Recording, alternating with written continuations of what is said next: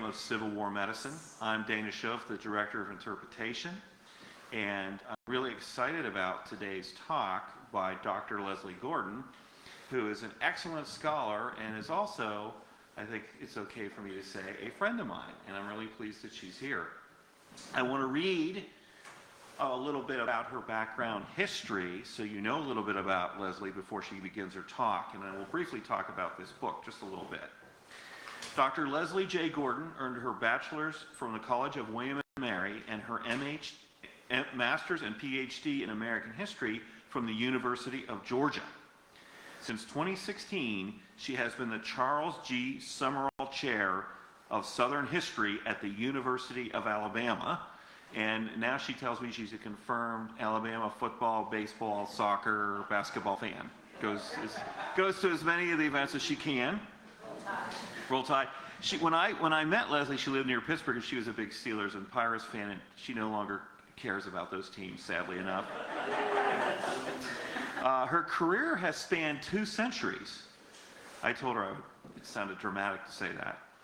Her first book, General George E. Pickett in Life and Legend, was published by the University of North Carolina Press in 1998.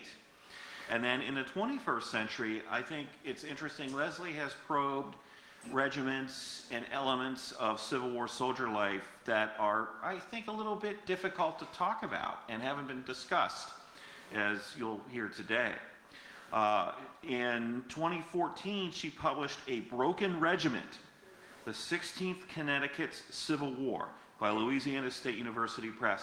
How many of you have been to the 16th Connecticut Monument on the Antietam battlefield?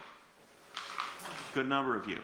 Well, very briefly, that regiment was thrown into a fight with barely a month of service time, and they were decimated on the southern end of the Antietam battlefield. And if you haven't gone out to their lonely monument on a hill in what was a large cornfield, you really should, to get a sense of the isolation that these soldiers experienced before they were devastated by a Confederate counterattack. Very interesting book, and she explores the regiment beyond that. Most recently, she published Dread Danger, Combat and Courage in the American Civil War, Cambridge University Press. It's just out a few months.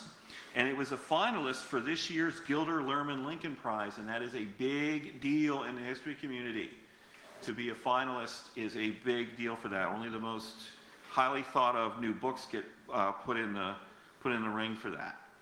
She's also co-edited 4 volumes of essays and authored multiple book chapters, articles, and book reviews. A couple other things here. She served as editor of the academic journal Civil War History from 2010 to 2015, president of the Society of Civil War History 2022 to 2024, as well as the chair of the editorial board for the University of Alabama Press 2022 to the present. And this is pretty cool. She's wrapping up her last month at the United States Military Academy at West Point, where she's been a visiting lecturer. She is the Charles Bull Ewing Chair in Military History at the United States Military Academy at West Point, New York, for the academic year 2024 and 2025. And so I asked Lesley, well, how did you get picked for that? Did you put in for that? She said, no, they reached out to me. That's pretty impressive, don't you think? I think. So we got someone with some serious bona fides here, and I'd like you to come up now, Lesley, and begin your talk on Dread Danger, Courage and Combat in the American Civil War.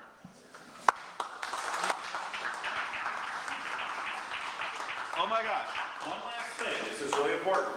She will be signing copies of her book here today. You can get it for $24. After her discussion, there'll be time for questions, and then you can purchase this book, pick it up here, take it downstairs to pay, but she'll be happy to sit here and sign it for you.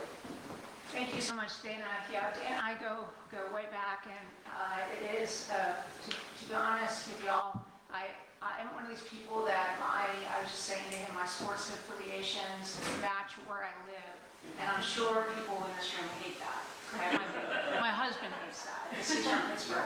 But I have become a full Alabama fan, much to the disappointment and shock of my Georgia classmates. But we won't talk about that. But it's dogs.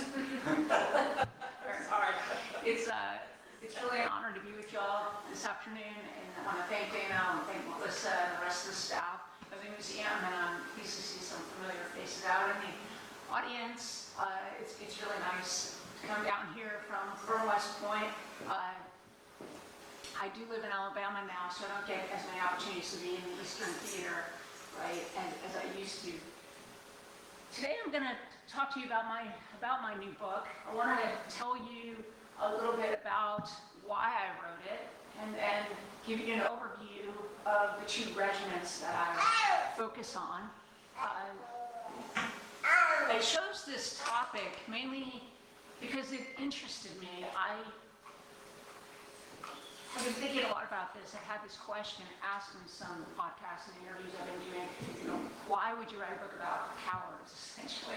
And I think in some ways I've been writing this book since I started as a historian 30 years ago. And when I say that, I mean that the topic has repeatedly come up in everything that I've focused on. Maybe not everything, but many things, starting with George Pickett. George Pickett was accused of being a coward at Gettysburg and other locations at Suffolk. He was accused of hiding behind a tree at Gettysburg. And I talk about that a little bit in this book. That book did other things, in trying to understand him. Then my second book on the 16th Connecticut, that regiment, 16th, was known as an unlucky regiment. They called themselves, the men in the Union called themselves an unlucky regiment. And they were also accused of cowardice at Antietam. But that book, I was interested in other questions related to them. Certainly what happens to a regiment, with everything does seem to go very, very wrong. For this latest book, I felt like I hadn't said everything I wanted to say or explore everything I wanted to explore about the topic of cowardice. And I want to clarify, I'm not talking about individuals, and I'm not talking about desertion. What I'm focusing on here is what happens to men, in this case an entire regiment, when they're accused of cowardice in battle. And honestly, in both cases, and I'll talk a little bit more in detail about the specifics, in both cases I don't think that it was a fair charge. So in no way am I trying to denigrate these soldiers, which I have been accused of before. I'm not. I just want to know what happened, why did it happen as best I can, and what did they think of it? How did they make sense of it? And how did they cope with the allegations? I've got some quotes here from two really giants in the field of Civil War history, Bill Wiley and James McPherson, reflecting on this topic. Bill Wiley said way back in 1943 in his classic book, Johnny Red, cowardice under fire being a less gratifying subject than heroism has not received much attention from those who have written or talked about the Confederate Army. This book, of course, was about Confederate soldiers, but he was recognizing all those years ago that this was not a subject that many people wanted to talk about. And I honestly think that still holds until very, very recently. I'm not the only one who started to talk about this topic. And then James McPherson, who reminds us it's not that the men themselves didn't talk about it. They did. They wrote about it. They worried about it. Talked amongst themselves. His quote, Civil War soldiers wrote much about courage, bravery, valor. The three words meant the same thing. The quality they described as the mark of honor, but soldiers wrote even more about cowardice, the mark of dishonor. So I saw this as an opening for myself to try to fill, to try to move into, and again, understand. The title of the book comes from a quote. I do spend a lot of time in the book, because I spent a lot of time in archives reading, again, the words of the soldiers themselves. It comes from a chaplain who was at Vicksburg, and his Mississippi unit served alongside the 2nd Texas, which is one of the regiments I highlight, and he was describing what it was like to be in siege warfare, and the fact that pretty much all the men he knew, the soldiers, of course, as a chaplain, he's a non-combatant, this is what they worried about. They worried about cowardice, they were fearful during those moments and really it could be days and days of non-action, really weeks when we're talking about Vicksburg. He said, quote, "Nothing is more painful, nothing is more demoralizing than to lie under a galling fire without the power of replying. It is enough to strike terror in the bravest heart, almost enough to make cowards of the bravest men." So again, he's talking about inaction, and waiting and knowing that at any time the shooting could resume, or your life could be taken, or you could be wounded terribly. I wanted to call the book "Make Cowards of the Bravest Men." I thought that was kind of cool. But then I thought that was misleading, because that's not really what this book is about. So the next statement he made, and this was a letter he was writing his wife, and by the way, it serves really as a diary, because he wrote it over several, I think even weeks in the end. He finished it when the siege was nearing the end. He talked about when rushing to the charge or engage in active conflict with the enemy, the stimulus of action, the engagements of the mind, hide from view the dread danger that returns. Meaning again, when you're actually fighting, when you're actually in action as a soldier, you forget the fear. That goes away, and you're just focused on the moment. And so this is where the title came from. So again, I chose 2 regiments. I could have done more, and initially I wanted to. I had 2 other regiments, which I can certainly talk about during the questions. I wanted to have an expansive view of the topic, but I started running out of time and missing deadlines, and I realized I better just finish the book. It was already taking a long time. So I just focused on 2. I had 1 Confederate, 1 Union, 1 in the Eastern Theater, 1 in the Western Theater, so there's certainly some balance there. They do have some interesting similarities, but of course they are also very, very different. We're going to start with the 11th New York, also known as the Fire Zouaves. They're unique, I will admit, if you know anything about Elmer Ellsworth, and you know anything about the Fire Zouaves. And yet, again, I do think they give us great insight into the common soldier experience. Elmer Ellsworth was probably one of the most famous people in the entire country on the eve of the Civil War. He had really taught himself everything about the Army. He was a drill instructor. He never attended any military school. He wanted to go to West Point, but he didn't have the background, the education to really pass the exams or have the congressional connections. He will get those later, by the way, but he's really a self-made man in many ways. He came from upstate New York, came from very modest beginnings, but he became fascinated with Zouaves. Now, these were French Algerian troops. The style of the Zouave was evolved by the time of the Crimean War, and he started reading about them in newspapers and seeing images of them, and he decided to raise his own company of Zouaves in Chicago. That's where he was living at the time. This was the late 1850s. He took young men from the city of Chicago, dressed them in these very bright uniforms, if you know anything about the Zouaves, and trained them in his own manner to, again, copy the French Algerian example. And so, in its essence, the Zouaves were supposed to be elite fighters and fearless. And so this is what he tried to do with his Chicago Zouaves. They would put on performances of their drills, and they were apparently quite impressive, and they did all kinds of gymnastics and spun guns around and climbed on each other. It was quite an entertaining view. He ended up traveling the country in the summer of 1860 with his Chicago Zouaves, and this is where he gains his celebrity. There was a Zouave fever at that time, and of course this is right on the eve of the Civil War, which people at the time did not necessarily realize. So when the Civil War starts, he decides he's going to translate that experience with his one company in Chicago and make them into real soldiers. But he's not going to use Chicago men. He's going to go to New York City and choose firemen. I also should mention that while he was gaining fame for his Chicago Zouaves, he befriended Abraham Lincoln and worked for him as a clerk.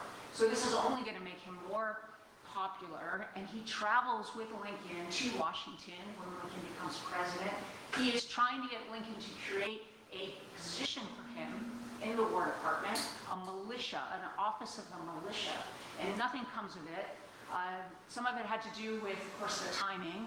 There's a war to fight. Also, as much as Ellsworth was popular, he was also denigrated. He was made fun of as being a sort of a clown and a toy soldier. You can imagine the West Pointers didn't think much of him.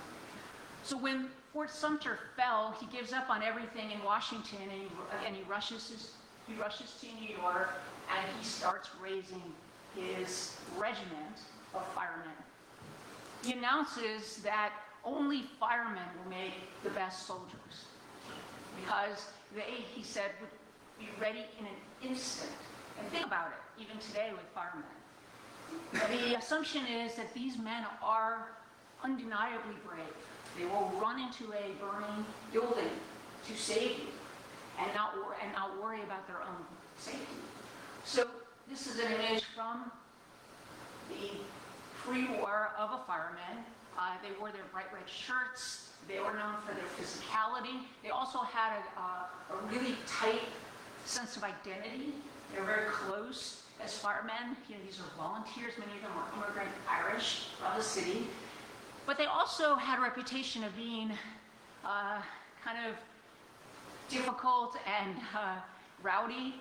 This is something that Ellsworth seemed to have overlooked and thought perhaps it wasn't going to be a problem for him, and it turned out to be a terrible problem. So he raises them. This is Ellsworth on your right.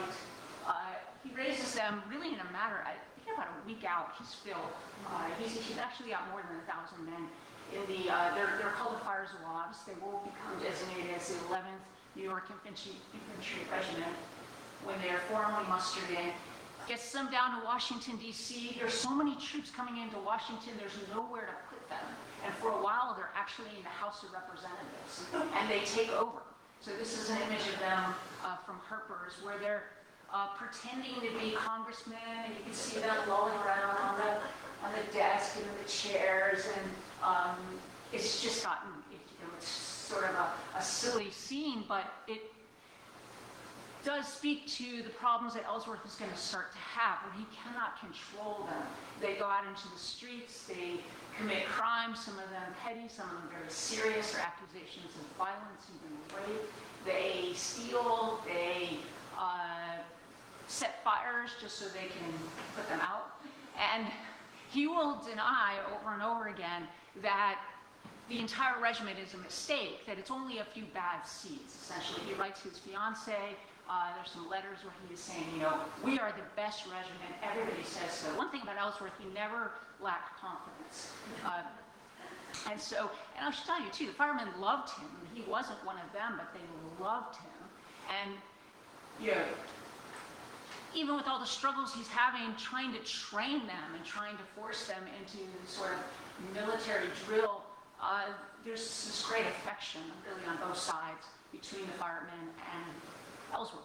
Well, tragically, Ellsworth is going to die not very long after that regiment arriving in D.C. They are ordered to Alexandria, and some backstory to that, it seems pretty clear that Ellsworth insisted, and again, using his connection with Lincoln, that he be the first to arrive at Alexandria, and that he enter the city with his Fire Zouaves.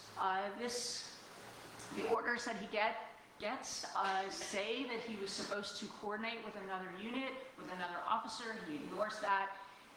His unit arrives there on the Potomac. They start to disembark, and Ellsworth decides that he's going to rush into the city. He had spotted a humongous Confederate flag waving from a boarding house, and he, rather than sending a reconnaissance, rather than sending a company, a few chosen soldiers to go and take care of the situation, he goes himself.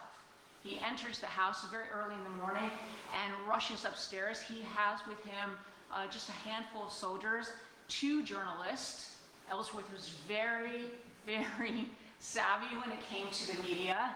He was always working the press. His two journalists, he has his chaplain, it's just random. They get into the boarding house, he gets to the top of the stairs, he gets the flag, he's coming down, and the owner of the boarding house will confront him with a shotgun and kill him. He will be shot at point blank range through the chest and will die. Ellsworth's death is celebrated throughout the North. He becomes a martyr for the cause, but his regiment is devastated. And his men are acting out. They threaten to burn the entire town to the ground in retribution. They have to be handled very, very carefully in these days and weeks after Ellsworth's death. His successor is a man named Noah Farnham. Noah Farnham was a fireman, and you think that he would be a good person to take over for Ellsworth, but they don't like him. The firemen do not like him. One of the things he does is he wants to try to make them more like actual soldiers, and he tries to get rid of all those Zouave characteristics, the uniform, the drill. He allows them to wear their red fireman shirts, but they're wearing everything else, which is, federal issue. They will keep their fez, the Fire Zouave uniform. Well, this is going to set them up for what happens and why I chose them at the Battle of Bull Run. So think about it. This is July of 1861. They've only been in existence since April. They've lost their beloved commander. They're with a man they really don't like. And there's all kinds of accusations against them, some of them true, some of them not, some of them exaggerated, that they're not a unit to be trusted, that they're pretend soldiers, and these men are already feeling disrespected and misunderstood. And they find themselves at the Battle of Bull Run, thrown into the action in the afternoon of July 21st to protect Henry Hill. They're supposed to protect an artillery position. They get into the fight very quickly. Things go very, very wrong. And they panic and they run. Now, mind you, if you know anything about Bull Run, everybody pretty much in the Northern Army and the Union Army runs away, right? This is a debacle for the Union. The Fire Zouaves will be blamed. There is a congressional investigation, and officers will be brought in, many of them very high-ranking, many of them West Pointers. Nobody from the Fire Zouaves will represent them. Their colonel, Noah Farnham, actually dies. He is injured in the head. It turns out to be fatal, and he will die within about a week of the battle. There were captains, about the company level, there were officers, including captains, who there will be accounts that they were some of the ones that were panicking first. And many of those were firemen, by the way. And they ran away. There were some, certainly, instances of parts of the regiment that held or regrouped and fought with other units, including the famous 69th State Militia regiment, right? They were all Irish. And there was a great sense of connection between many of the Fire Zouaves and those men. But the regiment as a whole, the Fire Zouaves, the 11th New York, they will be called cowards. And one of the quotes from the investigation, this is where I get this, it's the title, the third chapter in my book, Effervescent Courage. This is a quote from one of the officers describing the Fire Zouaves, that as soon as they actually saw combat and got into battle, all their bravado evaporated. They thus had effervescent courage, and they will be devastated. What's left of them, the survivors, many of them just go right back to New York City. There are several attempts to reunify, to reorganize, and largely it fails. And they will be mustered out of service in June of 1862. So this is their service. Now I want to mention, there was another Fire Zouave unit from New York City, the second Fire Zouaves, as they call themselves. They will go on and fight. If you go to Gettysburg, there's a monument to them. It's firemen, two firemen standing together. But this story, this is how it ends, in humiliation and shame, really, for many of these men. There's no regimental history that's ever been written about them. There have been some attempts. If you try to find out about their history, of course, as I was trying to do, there will be pieces of their story, but much of their history gets combined or folded into the history of the New York City Fire Department, which still very much takes pride in the 11th New York. But they don't have the veterans reunions, right, and the monuments. There's no monument to them today. So let me tell you about the 2nd Texas. When I was writing this book, and I decided I would write about these 2 units, honestly, when I started writing, I wasn't sure what I was going to end up in talking about connections or similarities, and there were more similarities than I thought. And one thing that I was pleased to discover in beginning my chapters on the 2nd Texas was that in the newspapers in Houston and Galveston, there were many, many articles about the Fire Zouaves. And people in Texas were taking great satisfaction from the downfall of the 11th New York. So that, gave me a through line to continue the story. So we're switching now to Texas. And this unit, it comes into being a little later than 11th New York, although by the fall of 1861, they will be mustered in and called the 2nd Texas. They wanted to be the 1st Texas, and they actually were called the 1st Texas, but that designation was taken by Louis Wigfall and his regiment, which shows up in Hood's Brigade and has a very famed career.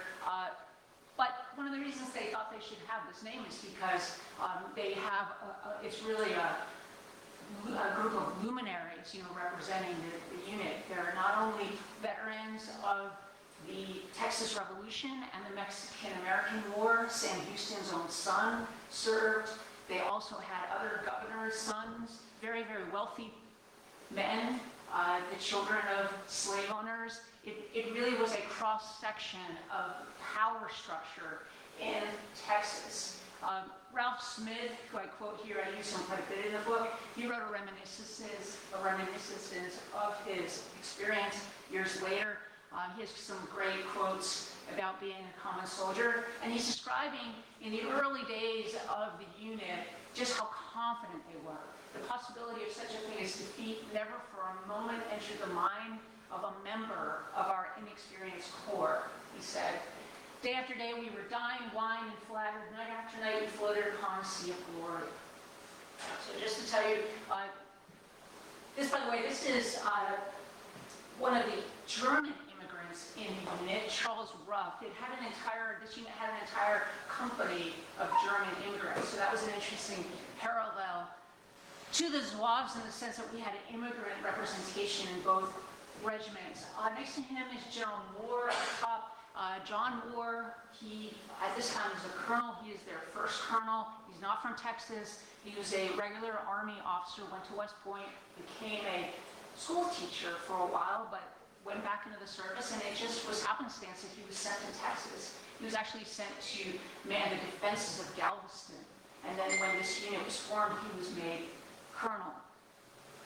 Next to him is good old Ralph Smith. As I said, he's quoted here. On the very far end there, those are 2 sons of Governor Jones, who killed himself some years prior to the war. This was a mourning picture of Jones' wife and children. So those 2 sons will both serve in the 2nd Texas. And dropping below is William Rogers, who I'll say much more about. He will become the colonel of the unit. And then, of course, Sam Houston's son, Sam Jr. So as Smith describes, this unit is experiencing all the excitement early in the war, anticipation that they're going to go and do well and be victorious and prove themselves as brave. Both the 2nd Texas and the 11th New York, for different reasons, had that expectation that they would, of course, succeed in battle. That there was no question about their bravery.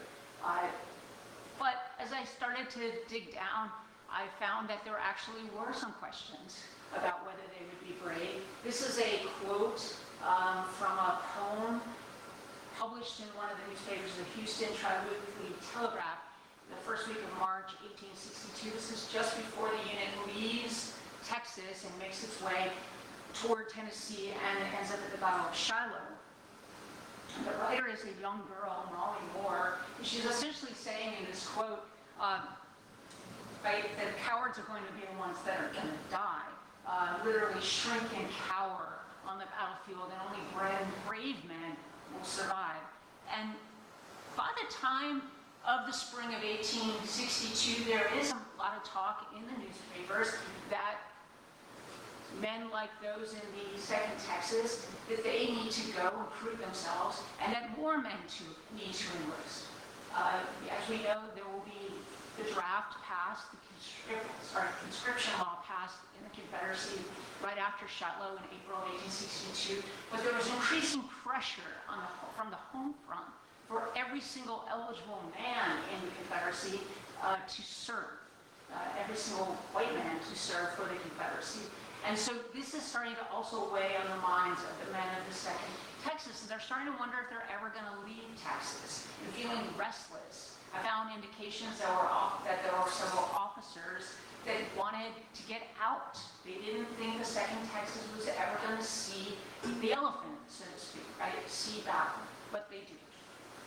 They're going to go and fight at the Battle of Shiloh, April 6th and 7th, 1862.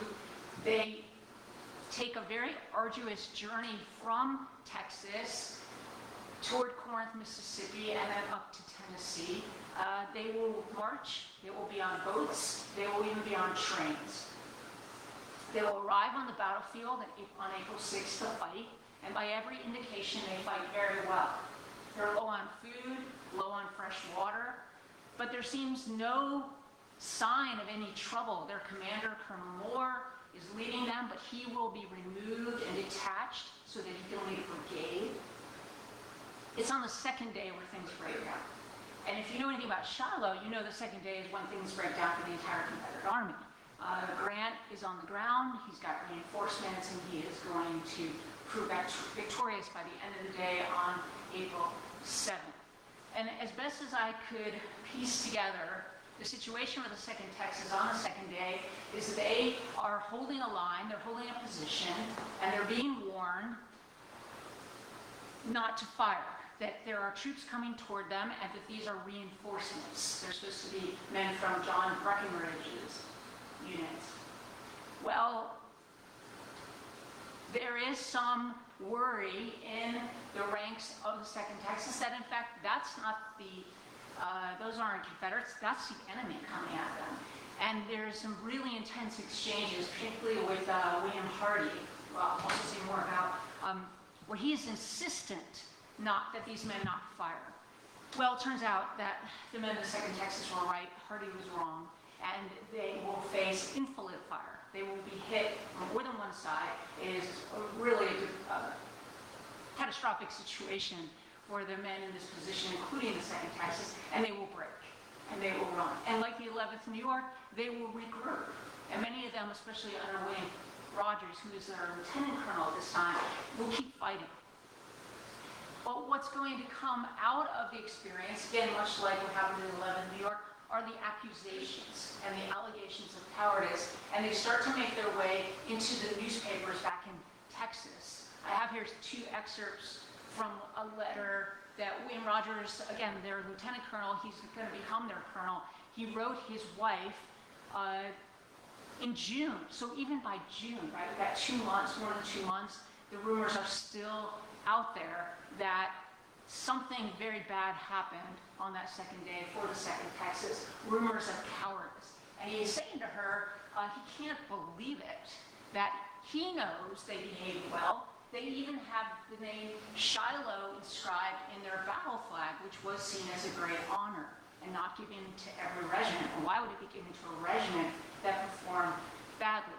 Rogers is doing everything he can to counter these rumors and these accusations. He plants letters in the newspaper back in Texas.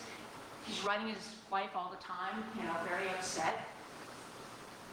And they're still lingering. These allegations are going to linger into the fall of 1862, where the 2nd Texas find themselves fighting at the Battle of Corinth. The Battle of Corinth, like Shiloh, lasts 2 days. On the 2nd day, the 2nd Texas, a portion of it, ordered to advance on a fort position, Fort Robinette. Rogers is tasked with leading this charge, and largely it's what we call in the military, right, in the military, a forlorn hope. Military historians and people in the military, a forlorn hope, meaning it's a suicide mission. And I found evidence that he questioned the order. A staff officer came to tell him, "You're going to go take that fort," and Rogers essentially said, "Are you sure?" And staff officer said, "Yeah, you got to go do this," and he does. He takes, again, portions of his unit with some Alabamians, and they try to take Fort Ravenette. They get close. There are some accounts that Rogers gets to the top of the fortifications. He actually has that flag I just showed you. Go back here. He's got that flag in his hand when he's charging over the fort, and he will be shot and killed. This photograph is rare because it's from the West. We don't have that many photos from the Western theater. Also, we know the identification of Rogers, who's in the picture, and at least one other soldier. Rogers is here in the foreground with beard. That is his body. He suffered multiple gunshot wounds.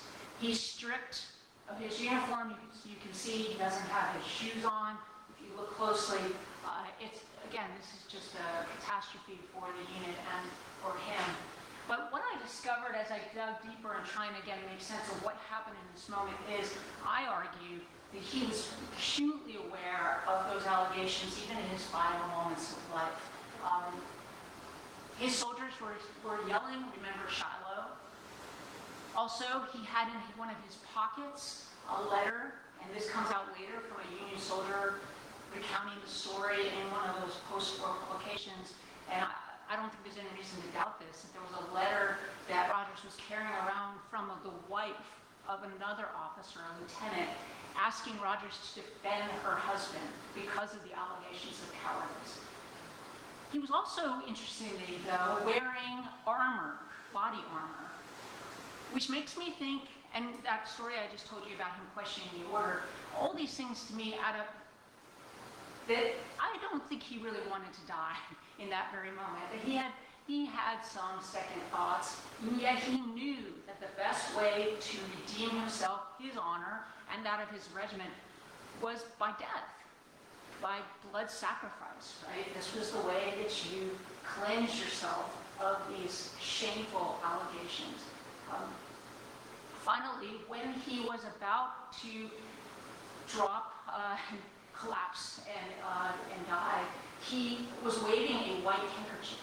So he was trying to surrender before he is finally killed. This is a description by a soldier in the 8th Wisconsin who finds not just Rogers' bodies, but many others, and he describes it in these really descriptive and haunting terms. I counted 21 bodies, some with their head shot off, others with their legs and arms completely blown off. There they lay a ghastly, bloody mess of human bodies who had forfeited their lives for their reckless and daring spirit. This photo will become very well known because it will become an engraving, and it will circulate throughout the North. If you go to Corinth today, to the visitor center, they blew up the photo, the original photo. So it's almost, I think it's larger than life. It's quite gruesome to see it in that manner. And one of the reasons I was especially drawn to the photo, not just because of the connection to Rogers, but to me, it speaks to the horror of war, the anti-hero narrative of war that often is papered over by the celebration of heroism and honor and courage. And this to me just underscores the great loss, human loss, of course, in this case. But even though this photo becomes very famous, the story about Rogers is going to take a different turn after the war, which I'll come back to in just a minute. Well, meanwhile, even with all this happening, even with Rogers is dead, The 2nd Texas, of course, you can imagine, this is an incredibly costly battle for them. They've already been losing men to desertion and sickness, among other things, and of course the aftermath of Shiloh, now the aftermath of Corinth. Well, William Hardee is not done with the 2nd Texas. He had that exchange with them on the battlefield. He now puts in his official report that they are, quote, pack of cowards. He singles out the 2nd Texas. Look at the date, that's October 29th. So this is after Rogers' death. And Rogers is, by the way, being celebrated as a martyr the way Ellsworth was in many ways. And yet Hardee decides that the entire regiment, including their colonel, they're cowards. He's going to repeat this story more than once. This is one of the most blatant. He's talking about having an exchange with his staff officer on the field, and yes, that his staff repeats this, that they're cowards. Well, just to give you the postscript to the 2nd Texas, they go on to Vicksburg. They famously man the Lunette, which becomes the 2nd Texas Lunette. In the defenses of Vicksburg, they will endure siege warfare from, again, the quote I started with the challenges of this 6-week siege, which is demoralizing, you can imagine, for these men. And they are starting to question not just their commitment to the Confederacy, their commitment to the Army, but what does it even mean to be a soldier, and what does it even mean to be brave or a coward anymore when all they're doing is just sitting there and waiting and starving. This is incredibly excruciating service. There is a member of the unit who kept a diary every day, and mainly what he recorded were deaths, and just how many men in the regiment died. And when they died, they're dying from head wounds, because that's how, if they show their head high enough over the ramparts, they're shot and usually do die. Well, the 2nd Texas will be captured, paroled like the rest of Pemberton's army at Vicksburg. Most of them will just go home. They won't wait for a proper exchange. They just decide they're done with the war. A remnant of them, like the 11th New York, will be attempts to reorganize, although of course they're lasting much, much longer than the 11th New York. They will be brought back into service in Texas. They'll never leave the state. They'll be in Galveston, defending Galveston, and deal with a terrible yellow fever epidemic and continued desertion and demoralization. And this is just a quote from Ralph Smith closing out the end of his service. No surging crowds of men to urge one to victory or death. Yet now what heroic bravery required us so alone through the sad silent watches of the night besides the plague-stricken comrades bed. He goes on. So he is himself redefining heroism. It's not charging and leading your army or being part of a charging battle. It's now just waiting out a comrade's death and trying to take care of them. So as I was mentioning earlier, the 11th New York doesn't have a monument, doesn't have an official regimental history. The 2nd Texas does have a regimental history. It does have a monument. Rogers, again, will be celebrated. Any questions about his day at Corinth and his final moments, that will largely be papered over and instead will become part of the lost cause.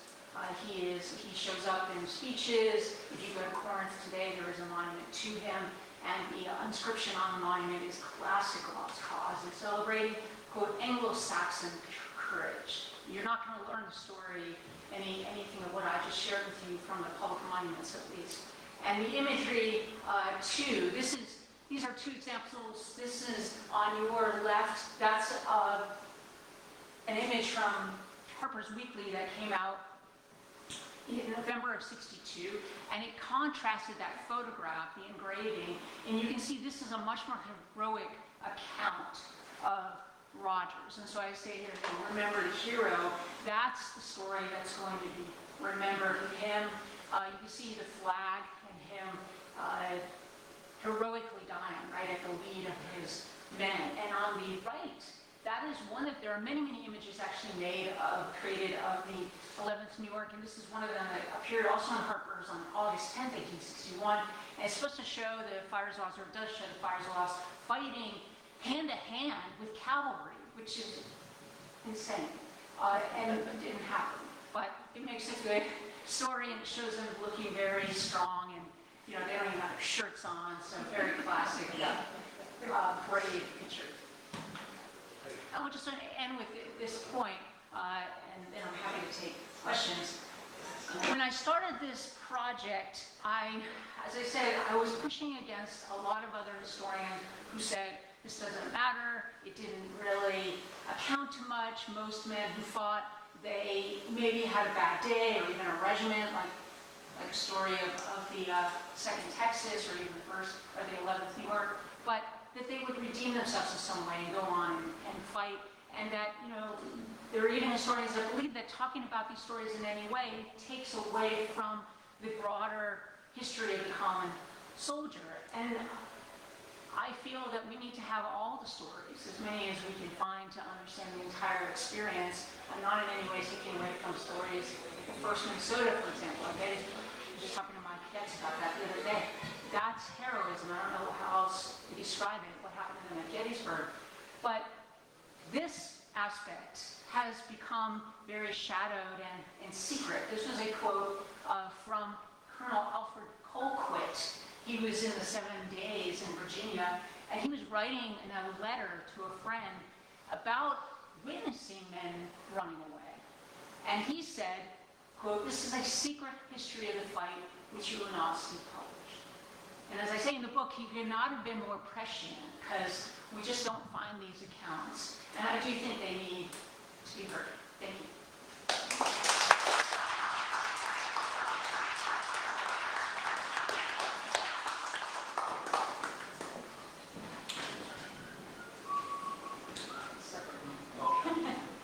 Anyone have any questions for Dr. Gordon? Al. As we read about the Civil War soldier, we read that they didn't want to appear cowardly in front of their neighbors who were with them because they would be ostracized when they got home. Did that happen to the 11th New York? Were they ostracized when they got home there to be mustered out? Yes, and that really, that enraged them. They meet, several of the members meet in New York City, and on their own they file a kind of declaration of complaints, and they sign it, and they want, in public, and you can imagine New York City, of course, the press is all over this. And initially the press in New York City was, I would say, more divided than anything. They had their boosters and they had their critics, because of course New York had, especially politically, it was very divided. But they find themselves increasingly, again, scapegoated for the entire debacle at Bull Run, and then they're just shamed. And in fact, they're even getting criticism from their own fellow firemen that they have dishonored the firemen. And so this is all piling on them. And so they do write this sort of declaration. And there are attempts made, but this is all happening in the summer. And when they finally get back together a few weeks after Bull Run, they're put in different places. It's almost like they're just, it's like a holding pattern for them, and they know this too. And some of their officers are incredibly frustrated. They have a West Pointer who takes over as their colonel eventually, and he just wants to see action, and he realizes the unit is never going to see another battle because they're not trusted. And so that leads to the decision to just start over. And I should add, some members of the unit go on and fight in other regiments and do fine. But their name, there's no way for them to break it. There's no way, I think, for them to completely redeem themselves. It was so debilitating what happened to them. Trent, you had a question? What were the other two regiments that you were going to incorporate? I was going to include the 126 New York. They were part of the Harper's Ferry Cowards that Tom will know all about.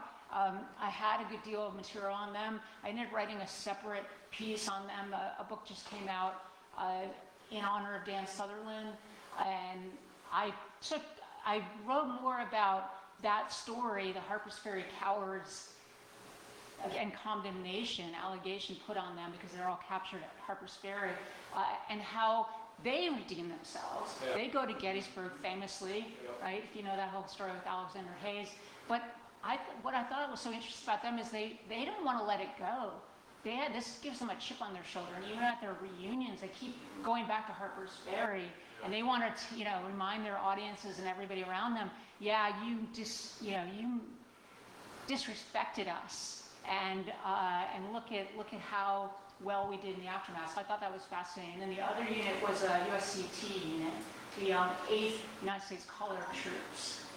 And so that would have allowed me, of course, in this context, to add the question of race. I did write a separate piece on that for a collection that's coming out probably next year about black soldiers, and it's a flipped expectation. Black soldiers, the expectation is they would be cowards, and they had to push back on that.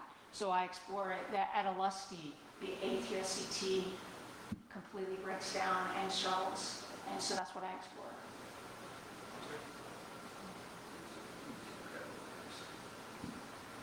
Just a point of interest, earlier this year we had David Malgee speak here. Did you ever meet David? He's a former president of the Gettysburg Foundation, and he's a huge Elia Kim Sherrill fan, and has all of a huge amount of his uniform and equipment. So that's a very interesting record. Yeah, it's fascinating. Yeah. Any other questions? Melissa in the back, Doc will get to you next. Similar to what you were just saying about black soldiers and how they sort of had to prove that they were not cowards, do you think that the fact that some of these regiments both had, as we call them, leaders at the top, maybe predisposed them to becoming known as cowards because they couldn't live up to what they were expected to be? I think certainly for the case of the Fire Zouaves, I think things were baked in that this is, look, I mean, it is really bad luck that they end up at Bull Run and that things go so badly. It's interesting to think if they had been formed later or missed Bull Run and maybe ended up, I don't know, right? The Eastern Theater is pretty rough there for these units. So I don't know, maybe if they lasted till Gettysburg.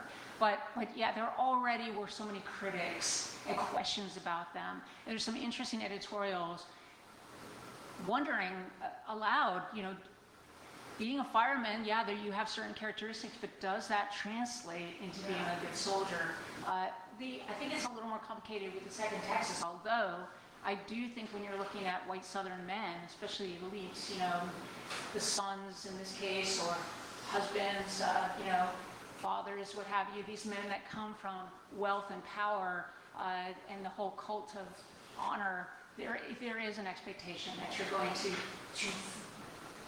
physically fight well and prove yourself as a man. These questions of manhood were very real. Doc, and then we'll get you. Okay.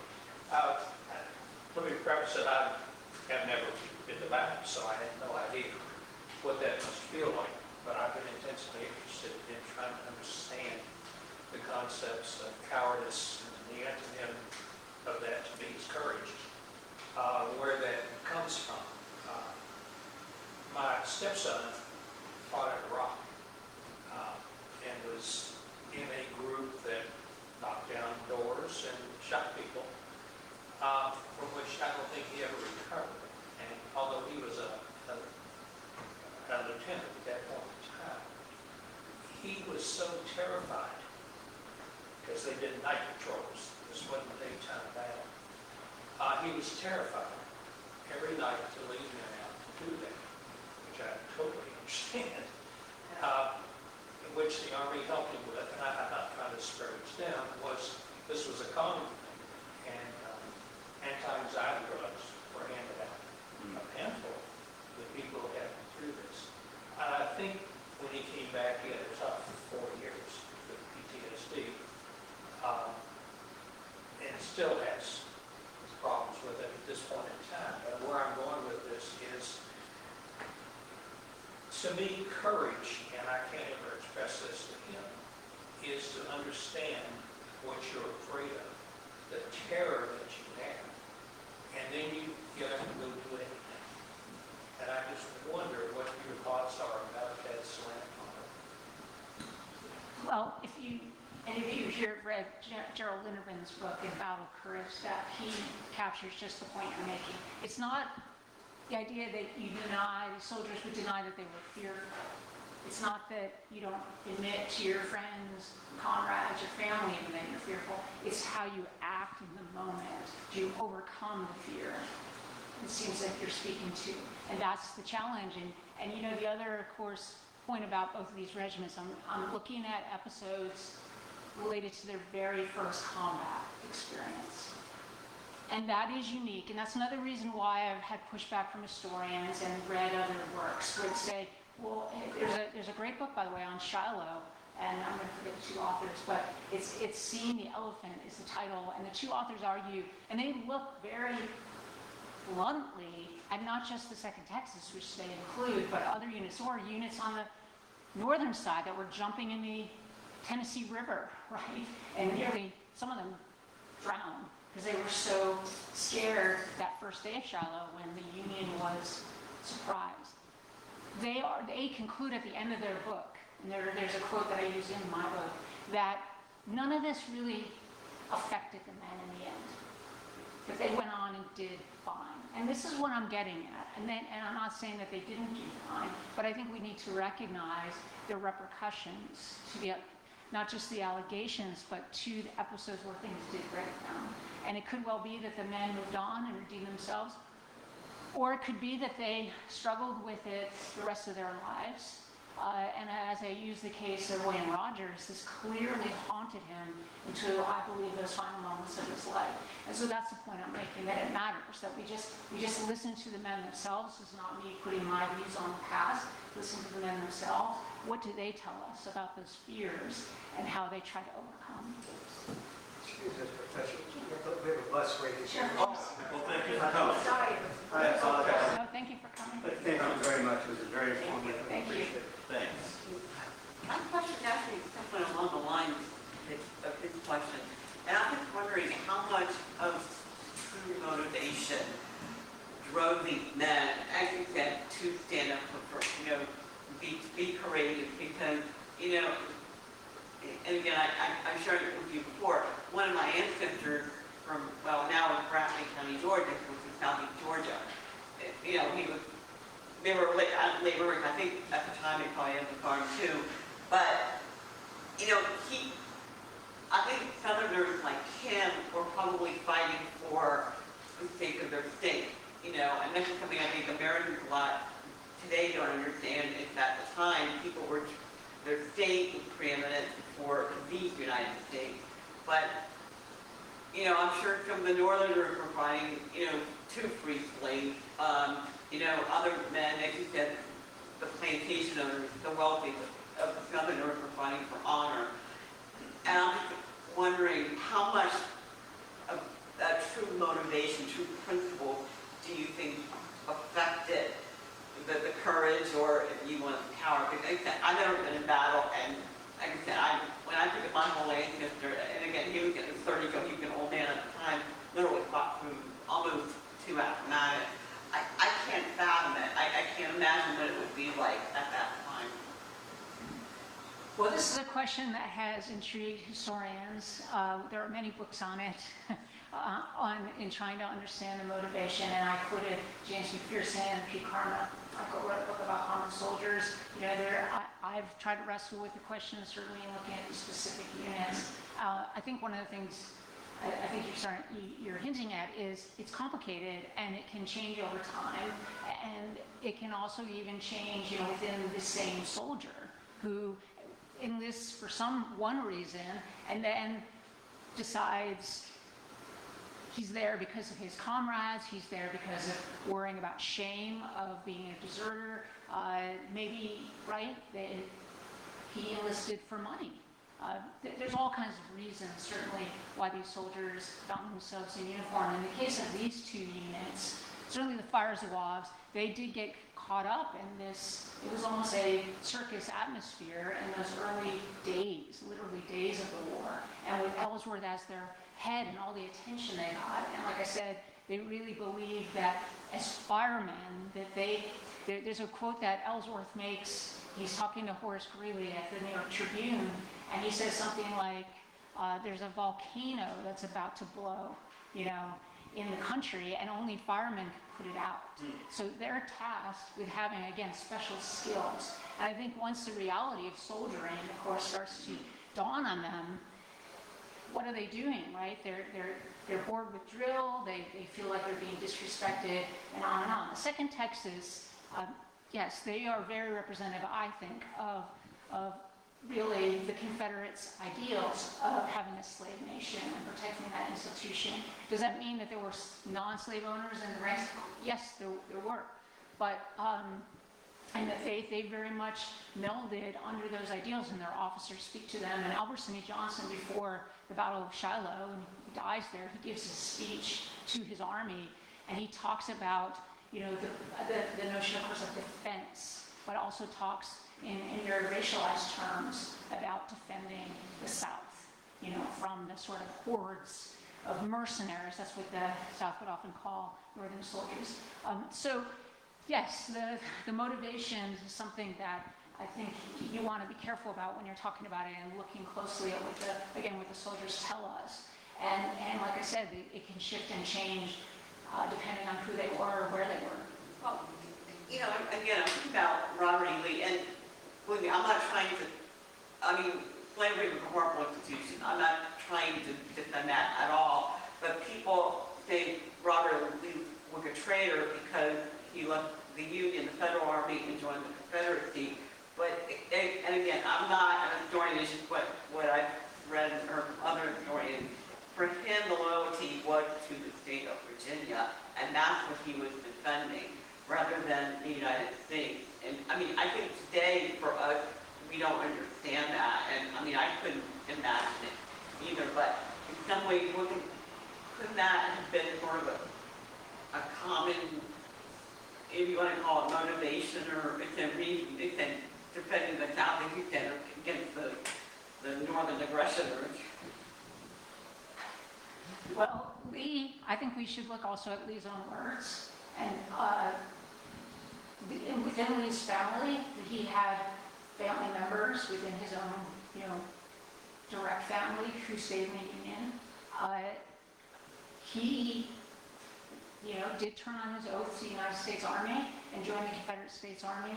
And when he gave testimony after the war, he said black and white people shouldn't live together. I think that you're speaking, frankly, to some of the myths about Lee. I don't think there's any question in his mind that he supported slavery and wanted to fight to protect it and offered his services to the Confederacy. I really don't think there's any other way to look at it, frankly. After the war, you know, a lot of former Confederates began to, you know, sort of hedge how they talked about motivation and how they talked about why they fought. But he, and as the highest ranking, you know, general by the end of the war, he was a symbol of the Confederacy. That's what Gary Gallagher argues so well. The Army of Northern Virginia with Lee became the symbol of the Confederate States of America, and you can't, you know, tease out the question of, you know, protecting slavery. Although, as you probably know, by the end, the Confederates were willing to even consider arming enslaved men because they were so desperate for survival. But that was very, very late in the game and never came to anything. But my interpretation of him is that he was a loyal Confederate, and there's no other way to look at it. Thank you, Leslie.